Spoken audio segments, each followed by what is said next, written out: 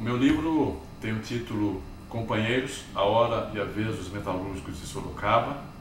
Nele eu traço um painel da história dos metalúrgicos desde o final, desde a década de 1930 até os dias de hoje, mostrando as transformações por que passaram a categoria, desde práticas de sindicalismo consideradas pelegas, principalmente durante a ditadura militar, até outras práticas como a introdução do que os metalúrgicos chamam de sindicalismo combativo, sindicalismo de confronto com o capital, que começou em 1983 a partir da entrada no sindicato de um grupo com uma prática diferente de fazer sindicalismo, comandada pelo Wilson Fernando da Silva, o Bolinha, que vinha de uma experiência de liderança no ABC Paulista. Ele era amigo pessoal do Lula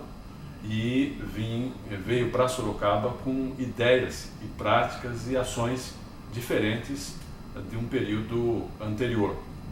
E isso mudou a história dos metalúrgicos, fazendo com que eles passassem a reivindicar direitos e de 1984 e 1985 foram anos que mostraram toda essa diferença, anos em que aconteceram muitas greves. Em 1985 eles denominaram, por exemplo, uma onda de greve chamada de Vaca Brava, e o nome já sugere o tom com que aquela campanha salarial se desenrolou. E obtiveram vitórias, conquistaram direitos, e depois essas transformações se ampliaram.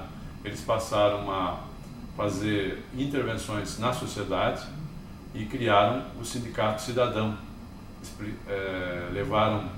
Concluíram que precisavam, além de atuação na categoria, atuar nos bairros, atuar nos segmentos sociais, inclusive na política. Por quê? Se eles precisavam resolver problemas e obter direitos nas fábricas, eles também moram nos bairros, eles também têm atuação na educação, eles precisam colocar filho na escola, eles precisam de um posto de saúde. Então eles compreenderam que precisavam atuar também em políticas públicas que resolvessem essas questões, que são questões também das suas famílias.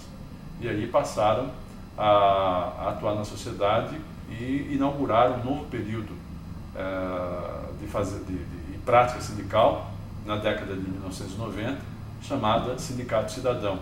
E, em consequência, também ampliaram a estrutura de organização deles, que começou em décadas passadas, uma diretoria tinha 20 e poucos trabalhadores, e agora passam a ter 100 representantes em toda a categoria.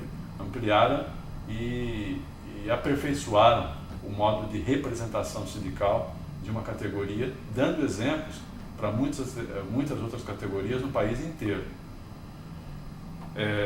E o livro conta toda essa história, e conta histórias tanto traçando esse painel de uma categoria, quanto histórias de trabalhadores que deram seus exemplos pessoais de liderança, de luta, de fé numa prática sindical diferente, e essas histórias estão todas contadas no livro.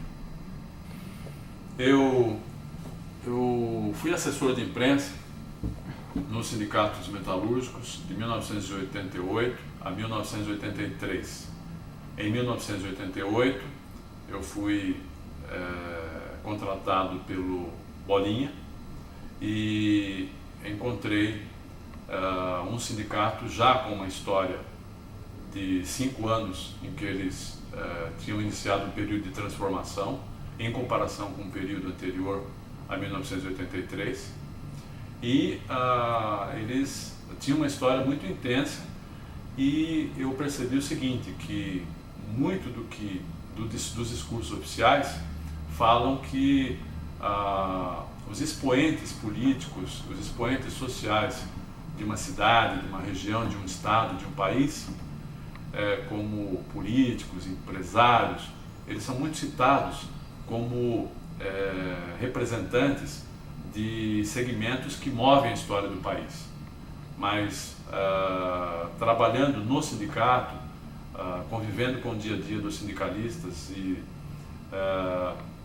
percebendo a intensidade da história que eles tinham, foi claro, foi evidente concluir que eles também contribuem eles, os sindicalistas e os trabalhadores metalúrgicos, assim como trabalhadores de outras categorias, também dão uma contribuição enorme, grande, para a movimentação da sociedade. E essas histórias precisavam ser contadas. Foi daí que surgiu, naquela época, a ideia de eu escrever um livro dos metalúrgicos. Foi naquela época, mesmo sem ter a ideia de como isso se desenvolveria, que eu comecei a pensar em que um dia escreveria um livro que contasse essa história. E no ano de 2008 essa ideia foi aprovada e em 2009 o livro foi concluído e está sendo editado nesse momento.